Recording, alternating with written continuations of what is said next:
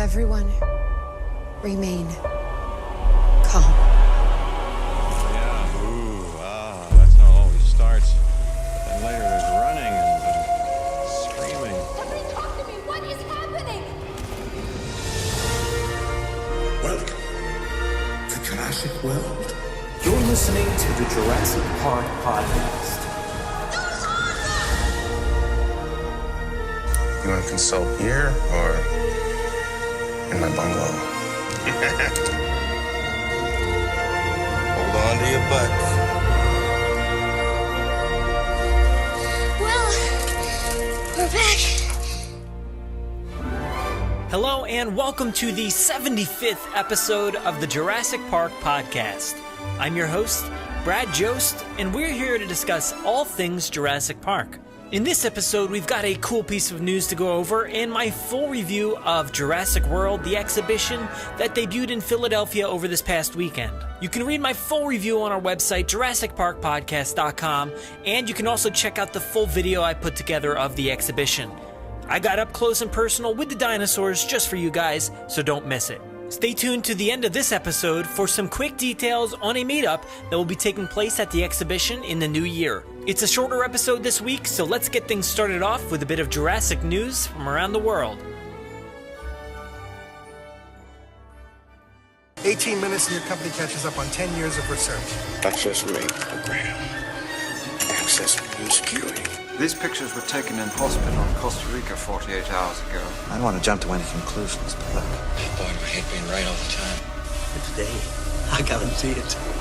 In a bit of awesome news this week, it looks like this Tuesday, the 29th of November at noon Pacific Standard Time, we'll see the release of a limited edition John Williams Jurassic Park collection from La La Land Records. For $59.98 and limited to 5,000 pieces, you'll get a 4 CD set of remastered tracks from Jurassic Park and The Lost World, featuring previously unreleased tracks and film versions of the score. It also features a 56-page booklet with images and liner notes. I'm most looking forward to the new stuff from The Lost World, as the original score for the film is only 14 tracks and missing more than half of the stuff in the film. It'll be great to actually hear these tracks isolated for the first time. This is certainly an exclusive you cannot miss. I'd suggest heading to the link in our show notes to purchase this as soon as it's available on Tuesday. At 5,000 copies, this thing is bound to go quickly. Oh, there it is.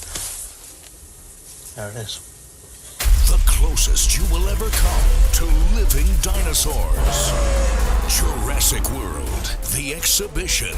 Now open at the Franklin Institute. Based on one of the biggest blockbusters in cinema history. Don't miss this awe-inspiring event for the whole family. Only at the Franklin Institute. For tickets, visit fi.edu. And remember, if something chases you, run. Where's Aunt Claire? 7 o'clock tomorrow night on the East Dock. Make sure he gets it right. But it's alive! And everyone on the planet's going to line up to appreciate it and everything done. People would say they could see the fleas. Oh, I could see the fleas. Mommy, can't you see the fleas? Are these characters autoerotic? No. Come on!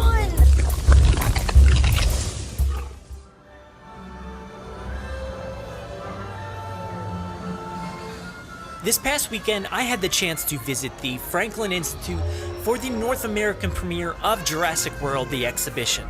So the day after Thanksgiving here in the States, I headed out to Philadelphia, Pennsylvania to check out this exhibition, and it was exactly as amazing as you'd expect it to be.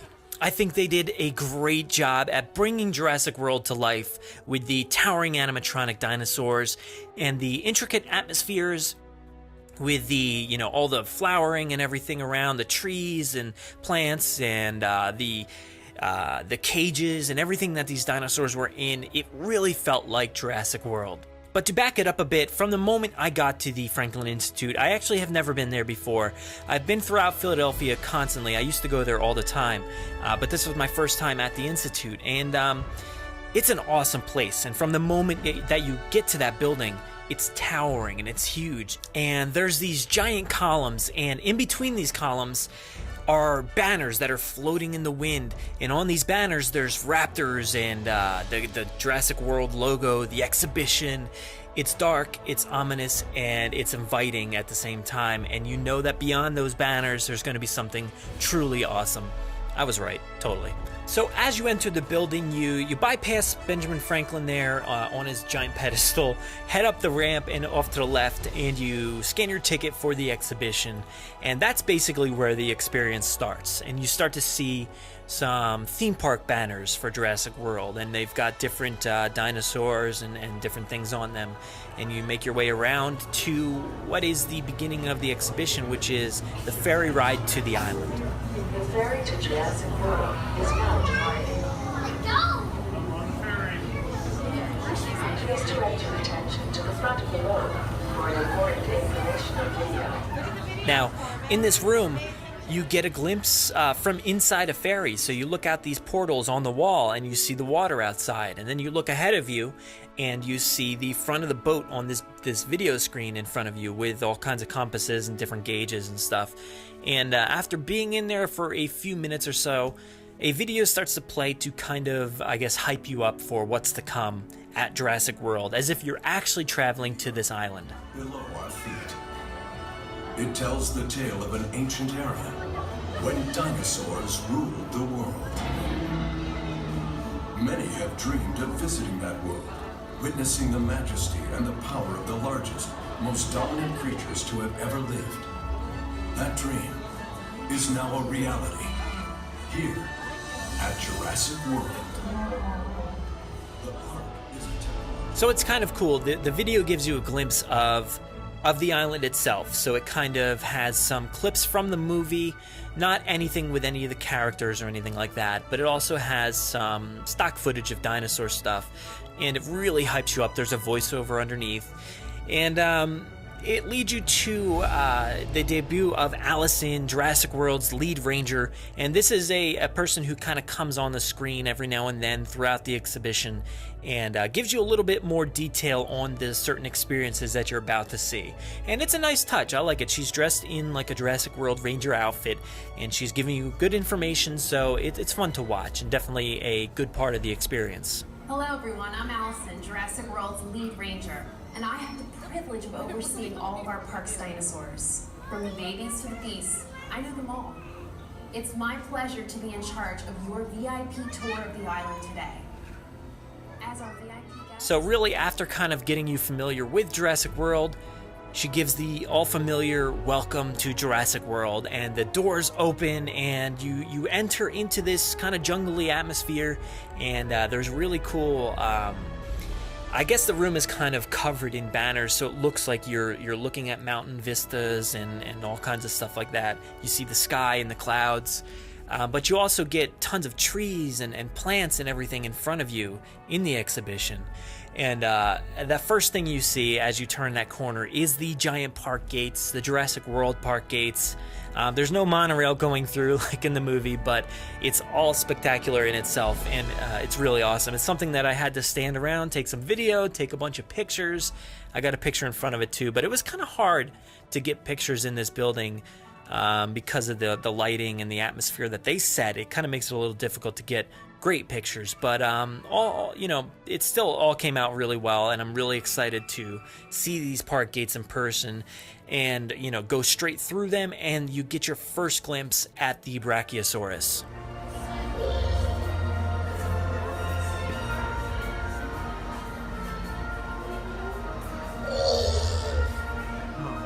Now, the Brachiosaurus is, I think, the perfect dinosaur to start off the exhibition with, because it's the first one you see in Jurassic Park, and it really gives you that sense of awe and wonder that you felt back in the first film.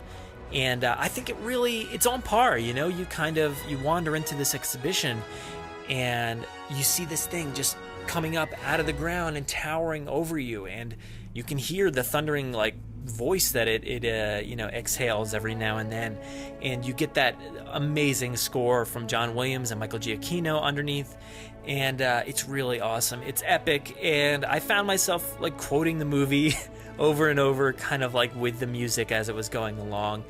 And it's really, really awesome to see that Brachiosaurus standing there in front of you. You don't get the full body, but you get the neck kind of coming out of the ground, and it's kind of, I think there was some trees or something in there, so it kind of looked like it was coming out of there. But really, that part of the exhibition, which is the very beginning, I had a hard time leaving it because it was just so awesome. But, of course, there's so much ahead of me, so I had to keep going, and really right off to the right of that Brachiosaurus was a Parasaurolophus, so I got to stand there for a few minutes and look at that one. That one was cool. It was kind of hidden back in some trees and stuff and brush, and kind of just turned its head a lot and made some noises. That one was really cool.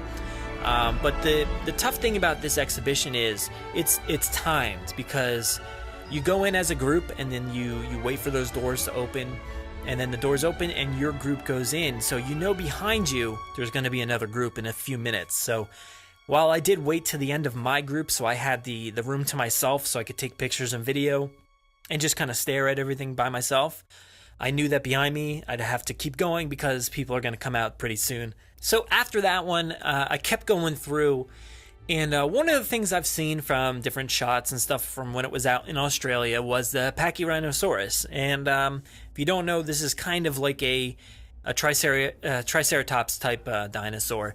And, I expected it to be big and massive and everything, but when I walked through that next partition and saw that thing standing in front of me, I was really blown away. That thing was way bigger than I expected. It was huge. It was massive. It was the full body. So previously you got the previous two dinosaurs. You didn't really get their full bodies. But coming upon this one, you get the full creature from head to tail, and you also get the little baby next to it.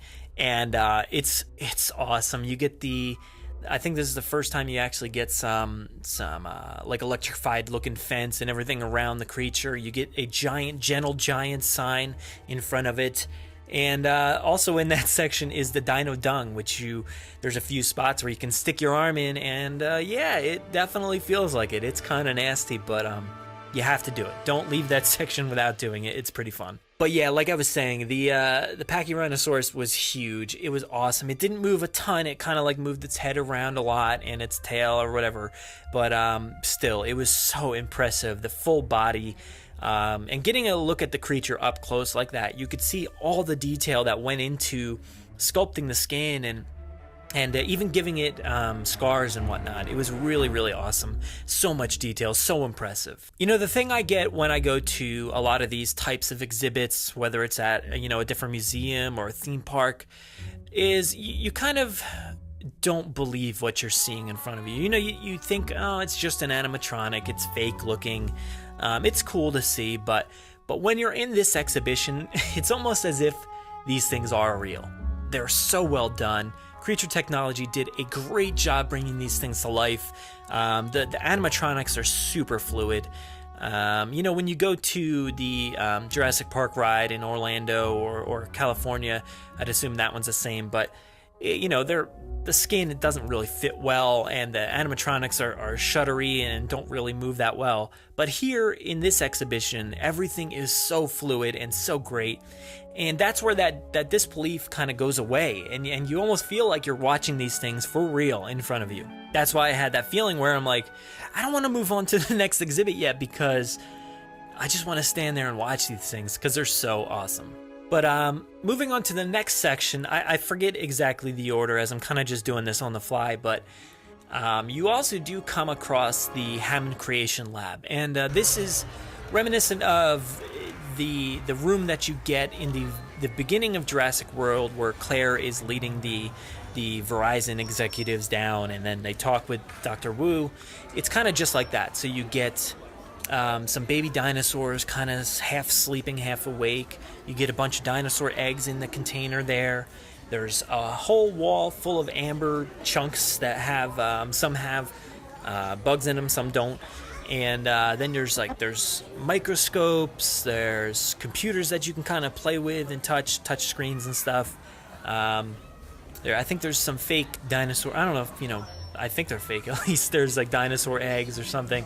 There's also some touch screens on the far wall where you can kind of design your own dinosaur, which is cool. A lot of the kids were taking over those areas, so I couldn't really get on it. But when I looked over, there was a ton of colorful dinosaurs. Looked like some really awesome hybrid designs. But yeah, this room is really cool, and this is, you can see the attention to detail is insane. It's really film accurate, I think. And there was a few times where you see the InGen logo all around, and that was really cool. But it's a very sterile looking environment. It's clean. It's very white and kind of nicely lit. So everything looks like it's an actual laboratory where this stuff could be created. Even inside that section, there was like a little video monitoring screen where you could kind of see different parts of the park. Which was really cool. If you stood there for a few minutes, you could see some different areas and stuff. And somewhere else, there was like a girl popped up on the video screen, and she talked for a few minutes, and you see the Indominus Rex come up for a second. So yeah, you get all these cool touches throughout that room, and all these monitors playing all kinds of different stuff, and it's a really good place to explore for a few minutes and kind of just have fun and wander around and touch things and mess with stuff. So I highly suggest sticking around that area, because as soon as you look, you look down the alley there, and there's like this dark alley, and there's somebody waiting at the end, and above her is the time that's running down. So that means that there's something next on the other side of that wall that's timed. So like you can kind of go in with a group, like the beginning and the ferry. But I suggest sticking in this room for as long as you can, just to kind of get a fun sense of the room. Because when you go through those next doors, you wait for a few minutes. I think this is where the Raptor training sequence happens. Now, this is a new sequence, something that wasn't out in Australia, and it's kind of cool. I have a few gripes with it, but not too much. You enter this dark room, and it actually looks something like what you'd see from the movie. You get the full like steel bars and the concrete and everything, and the shipping container look on the walls and everything. So that was really cool. There's also a few monitors around the corners of the rooms, and out of nowhere, you get this video that pops up and tells you a lot about raptors, and I think Allison comes back on to give you some more information. Their longevity and wide distribution may be attributed to their body type, which consisted of a lean muscular form, relatively large skull, serrated teeth, and narrow snouts. These traits make them excellent predators, while binocular vision helped them avoid danger. And then out of nowhere, you hear Chris Pratt doing his little raptor training spiel that he does basically in the movie. Eyes on me. Good. Steady. And actually, I didn't realize, but somebody had actually said, like, oh, wow, there's Chris Pratt. And I'm like, okay, yeah, sure. I hear his voice, but I don't see anything. But this person was talking to their friend. They're like, no, really, there's Chris Pratt. And I like ducked down, and I'm like, oh, there he is. He's kind of like standing up in the top corner. It's a hologram, though. So I don't know how they do it, how they project it, but it looks very hologram-like up in the top corner, in the right corner. But the problem is, like I'm saying, is you couldn't see it that well. So, yeah, it was a cool effect, but I just couldn't see it that well. And I think a lot of people had that same issue. If it was a bit brighter, that would be one thing. It would be a lot cooler. But I think the ability to not see it, maybe they can adjust that in future experiences so people can see it a little bit more. So what he does is he kind of trains the raptor to come out, and out comes Blue. So you get your first glimpse at Blue as it comes around the corner. And I will say, this thing actually looks pretty cool. Now, it is dark in there, so you get some cool vibe from the lighting and everything. But it is dark in the enclosure where the raptor's coming forward. And you get the nice blue streak down Blue's side and everything. But I will say the raptor experience wasn't my favorite thing. And I think it's due to the costume itself. Now, I know it's very hard to get away with these things because there's got to be a way for a human to get in this costume, walk it around a room, and try to be somewhat believable. But in this case didn't really work for me. I don't know if it was because in this case you were very close up with the experience itself, so you could see everything at great detail instead of being in a crowd or looking at it from a distance. But there was nothing to hide the fact that a human was walking in this suit. So while you see the nice, awesome, detailed raptor head and body, underneath you see the leg and the person's leg just like walking through and being attached to the dinosaur leg. So you got 4 legs under this thing. It just looks weird. It looks awkward. And then when the thing turns around, you see the person's butt just kind of like waddling around. It's awkward. It's kind of weird. But it kind of took away from that element of scare and thrill that you'd expect to get from that circumstance. And I think a lot of people felt the same way, because as you're standing there, you hear a lot of giggling and laughter. And I think it's due to the exposure of this person's like lower half underneath the raptor. And it doesn't make it any creepier. It just makes it weird. So I don't know if there's a way to fix this or to do anything differently. Maybe they could add some sort of brush or tall grass, long grass, in front of the maybe behind the bars or whatnot, so it kind of hides the fact that there's a person there.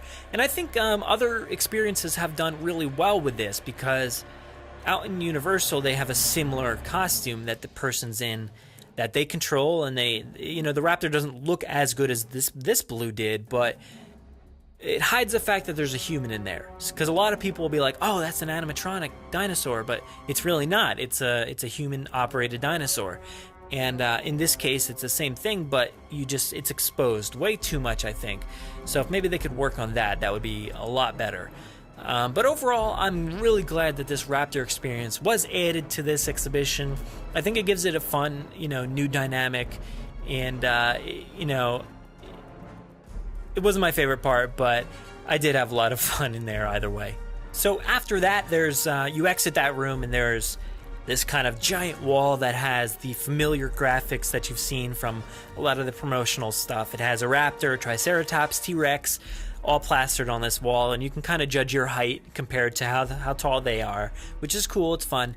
And there's this like thing that you press down as hard as you can to judge your pressure, I guess, of how a dinosaur would chomp down. I don't know, it was very confusing, but it was cool. Nice little interlude, I guess, in between exhibits. There's also a tall dinosaur bone which you can kind of stand next to and take pictures with, so that was cool. But the next part is where the thrills really started to amp up a bit, as you get your first look into the Tyrannosaurus Rex kingdom. Now, this is a cool section because you go up these ramps and you got a giant TV there, and it has some T-Rex facts and everything. And then another video starts to play, and I think Allison comes back on, and then she kind of starts to look panicked and worried, and you hear some monitors going off in the back, and you know something's wrong. And then all of a sudden the screen starts to glitch, and this like the kind of the colored bars come up, and then it's like the end of the broadcast video pops up, and you're kind of getting panicked. You're like, what's going on? What's happening here? The Tyrannosaurus Rex. You'll be in a secure viewing area and get as close as possible to see her during feeding time. Asset out of containment. Return to the Innovation Center immediately. We have a situation I'm going to have to deal with. You'll be perfectly safe inside the paddock.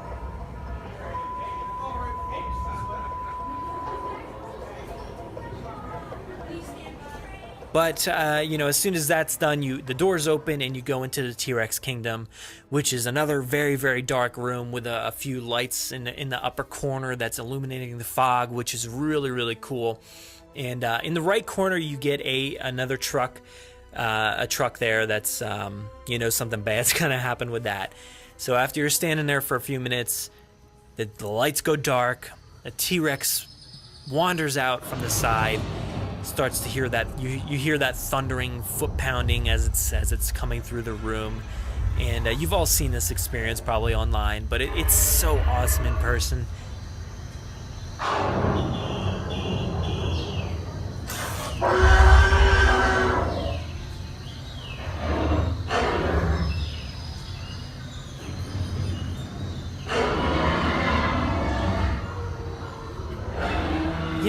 While while that T-Rex doesn't exactly look like the one that we're used to, the nose is a little bit more of like a snub nose kind of T-Rex. It's a lot shorter.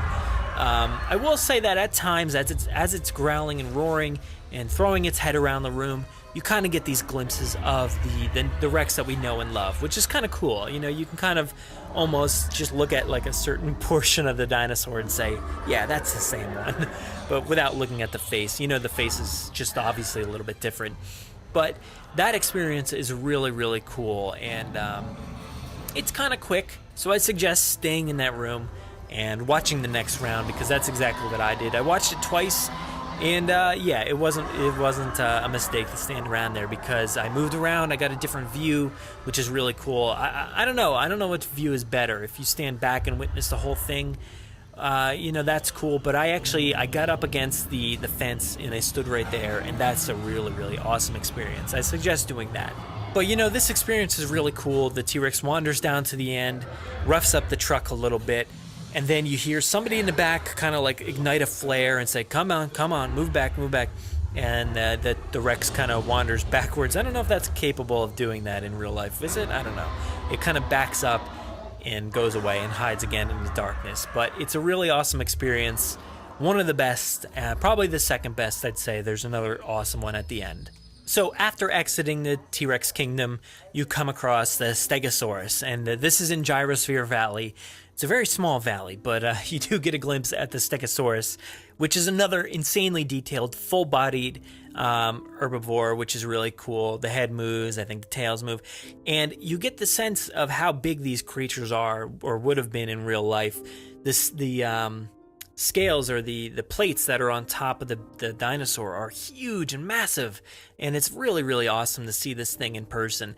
I actually probably spent the least amount of time here, because the next part really drew me in a lot quicker.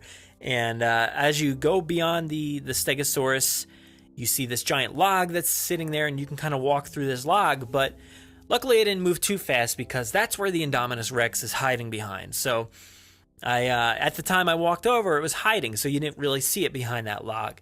But I did get a glimpse around the corner. It's kind of, it's just hibernating, I guess you'd say. It's kind of hunched over and not really active at the moment. It's kind of waiting to put on its show. So out of nowhere, all of a sudden, I guess the music comes on, and the Indominus starts to slowly, very slowly, rise its head up. And the music's growing, the tension's growing, and the thing just starts to roar and go crazy and whip its head back and forth, go all over the place. And that experience was really, really awesome. That is one of the best animatronics I've seen, especially in this experience. Absolutely the best one, I think. And really, it almost looks film-worthy. You know, you see the old footage of the T-Rex and the Spinosaurus animatronics and all those bigger scale ones, and you think, wow, those things look amazing. And then you look at this one and you're like, wow, this looks pretty much on par with all those. It looks really, really awesome. I think the fluidity in this thing was insane. It really looked like it was whipping its head back and forth just as fast as you'd imagine it did in the movie. And one of the problems I had was, as soon as it started, it felt like the audio wasn't synced exactly, but you do get that awesome roar and everything. So it kind of took away from the awesome roar for a second when you realize, it's not exactly timed perfectly. But that's something that they can kind of tool around with and fix, as the experience moves forward, and kind of adjust things to get it right. So since I was one of the first showings of the day, it probably just wasn't synced correctly, because previously I had actually spoken with somebody who said that they really just got this thing up and running like the day before, so there wasn't a ton of opportunity to test and to get this thing prepared.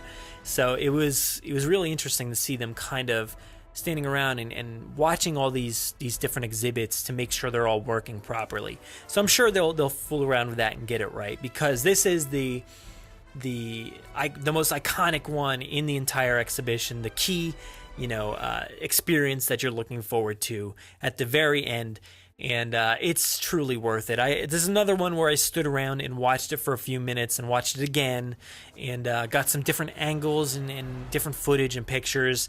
Once you go actually into that tunnel, the tree tunnel, there's actually a few little portals and stuff in the tunnel itself where you can kind of look up and get a glimpse at it.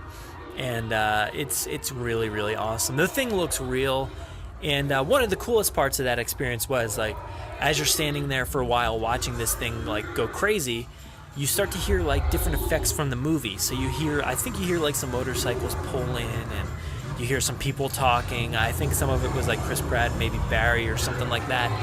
And you start to hear the screams of the people being attacked by the raptors as they do exactly in the movie. And then you hear machine guns going off and all kinds of, explosions and everything.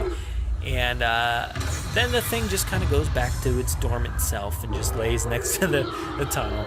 But it's a really, really awesome experience. So I suggest, sticking around to hear all these details and get that vibe that you're looking for. And lastly, after the Indominus Rex, it brings you to the Innovation Center. Now, it's not as big or as impressive as you'd expect from the movie, but it is a nice, cool room. It's smaller, and it's a circular room, and it's got a few different effects around, different things that you can interact with, some fossils, and there's a little station where you can brush away the fossils, get the dirt away. There's some little area where you can do some imprints on paper I don't know what they were imprinting. The room was fully crowded. There was a ton of people in there, kids running all around. On the walls, there's information about the different dinosaur periods and stuff like that. So it's an informational room. It's basically what you'd expect from the movie, but much smaller. And there's no giant dinosaur holograms roaming around. That would have been cool, but I don't think our tech is there yet. But this room, I kind of skimmed through as quickly as I could because it was packed, and there wasn't anything I could do, really. Everybody was all on the stations. They were all taken up, so I couldn't really do anything on my own. So after exiting that room, you come across the gift shop, and this is the very end. There's no more exhibition. This is the final stop, and I was really let down because as I'm going through the exhibition, I'm like, oh man, I can't wait to see what they have in the gift shop. I want to buy some stuff. I'm going to, buy all kinds of things. But actually, I didn't buy anything because the prices were so absurd. They were way too high. For instance, one of the most, crazy things I saw was the typical Hasbro toys that you see in the stores like Target, Walmart. So you get the Indominus Rex, you have your T-Rex, the Stomp and Strike or whatever, and typically they're about $39.99, and a lot of places, you see them on clearance now. They're discounted, so they're cheaper than that. But here in the exhibition gift shop, they have it marked up to $99. $99, actually $99.99, so $100. Which is absurd. I absolutely could not believe the markup on these things. And that's not just with those things. It's with everything in the place. A t-shirt, if you want a Jurassic World t-shirt or an exhibition t-shirt, I think they were about $35, which is a little bit much for a thin t-shirt that will probably fade away, after a few washes. I'm not spending $35 on that. If it was maybe $20 or $25, maybe. But when these things are probably going to fade away and they're not the best quality, that's what happens and you don't buy them. There's also a lot of trinkets and different things that are not Jurassic brand. They're just some, random off-brand dinosaur skeletons that you can build, dinosaur tooths or, claws and whatnot.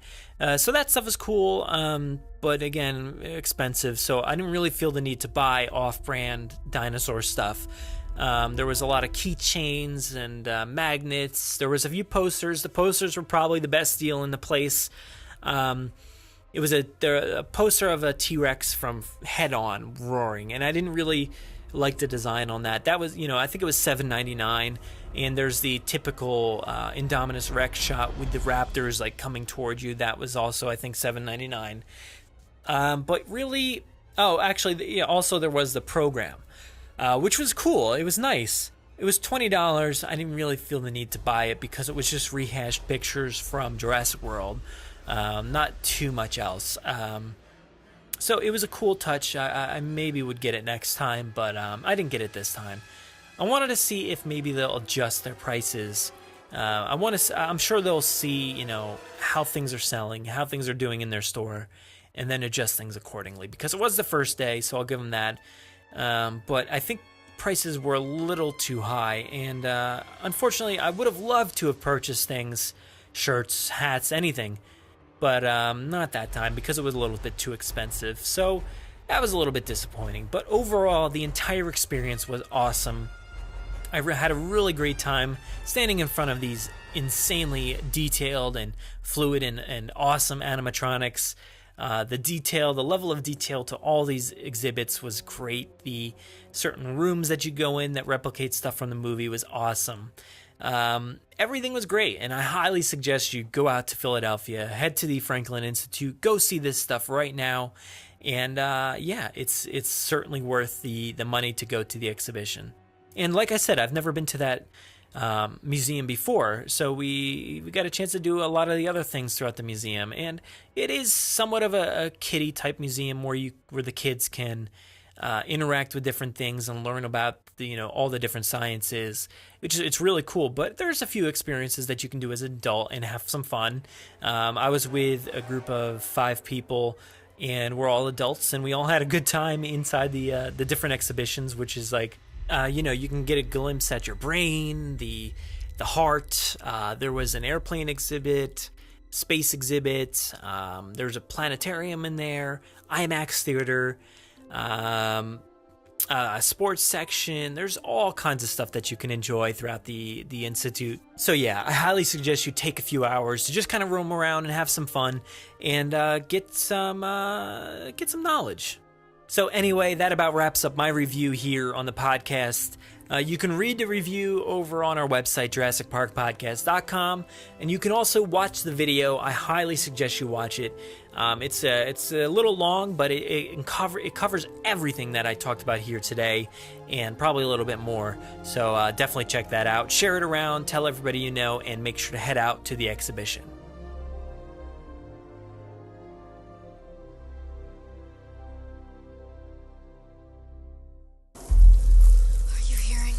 Make sure to visit JurassicParkPodcast.com to find all our past episodes, brand new news articles, information on how to contact us, and much more. It's a great source for everything related to the podcast, and of course, Jurassic Park and Jurassic World. Head to JurassicParkPodcast.com and help us build a great community. Anybody hear that?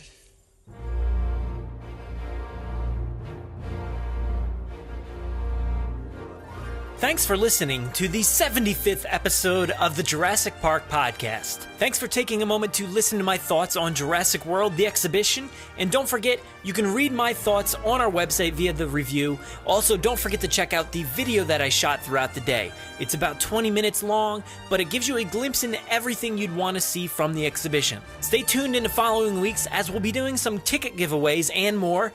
And as I mentioned in the intro of the show, we're going to be doing a big fan meetup in the new year.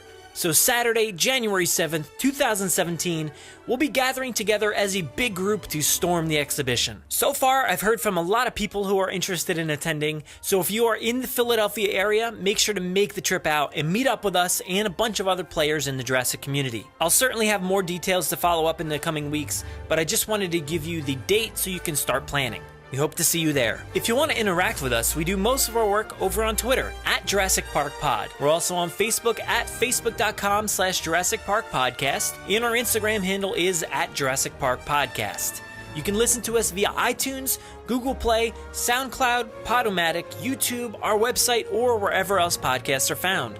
So make sure to subscribe to automatically get new episodes every week. If you haven't already, please give us a 5-star review in iTunes or a great review wherever you listen to the podcast. It will seriously help out our rankings and make it easier for fans like you to find us. Don't forget to check out JurassicParkPodcast.com for all the links you heard here today. If you want to get a hold of us, you can email us with any news stories, MP3s, comments, or if you want to debut a segment of your own, send them to JurassicParkPod@gmail.com. If you don't have any way to record, you can give our voicemail line a call and leave us a message. That number is 732-825-7763. Thanks for listening, and enjoy.